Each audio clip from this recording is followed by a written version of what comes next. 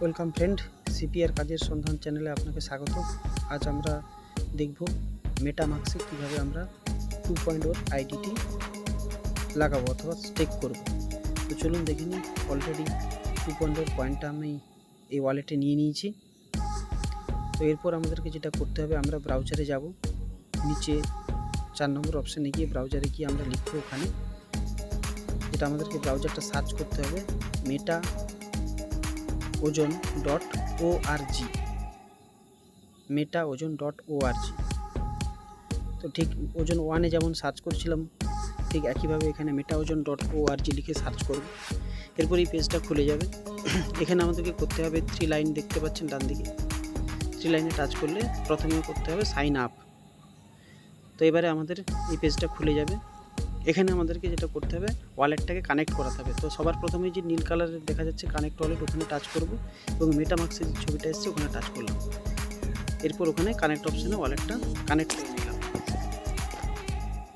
ওয়ালেটটি connect হওয়ার পর আমরা এখানে কি করব, আমাদের যে স্পন্সর অ্যাড্রেসটি আছে সেটিকে কপি করে নিয়ে আসবো হোয়াটসঅ্যাপে, যার স্পন্সরে আমি জয়েনিং করব। তো স্পন্সর অ্যাড্রেস আমি কপি করে নিলাম। তো স্পন্সর অ্যাড্রেস কপি করে আমি এখানে স্পন্সর অ্যাড্রেসটা বসিয়ে দেবো।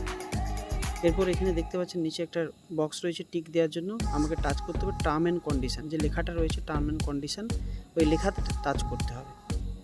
তো দেখতে পাচ্ছেন টার্ম অ্যান্ড কন্ডিশান লেখাতে টাচ করলে অপশানটা বেরিয়ে আসবে, এটা ক্যান্সেল করব, করে অ্যাকসেপ্ট করব। তো বক্সে টিক পড়ে গেছে। এবার আমি আইডিটা, আমার সব কিছু প্রস্তুত হয়ে গেছে, এবার আইডিটাকে আমি রেজিস্টার করব। তো এবার ওই রেজিস্টার অপশানে গিয়ে আমাকে টাচ করতে হবে রেজিস্টার করার জন্য। তো এই প্রসেসে আমরা আমাদের আইডি 2.0-তে রেজিস্টার করে কনফার্ম করলাম।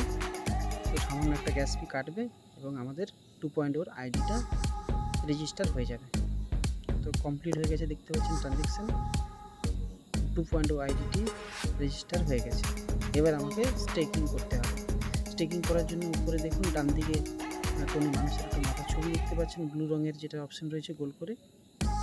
তো সেম প্রসেসে ওখানে আমাদেরকে টাচ করতে হবে।